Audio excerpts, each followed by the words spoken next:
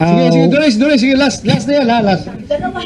Sir, status lang po ng mga, status lang po ng mga pulis na involved doon sa illegal drugs. And pangalawa, ano ho yung ibig sabihin nito nung mga sunod-sunod na Chinese arrested and killed since the weekend? Binondo po 3 arrested, Davao 2 killed sa Davao Penal Colony at sa Parañaque City Jail 2 pong Chinese.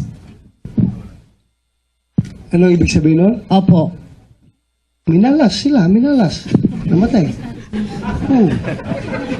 Minalas. Hindi sila sinuwerte. Naubusan sila ng swerte. Okay. Minalas sila. So, wala tayong control sa swerte at kamalasan ng tao. Opo. That's the truth about it. So yun po bang mga pulis na involved, yun ang pangalanan, involved doon sa illegal drugs, mauubusan na rin po ba ng swerte? Hindi namin kontrolado talaga ang swerte at malas ng tao. Hintayin na lang natin kung anong kamalasan at kaswertehan. Okay. Wala tayong control dyan, Doris. Opo. Maraming Salamat po, sir. Salamat. Thank you very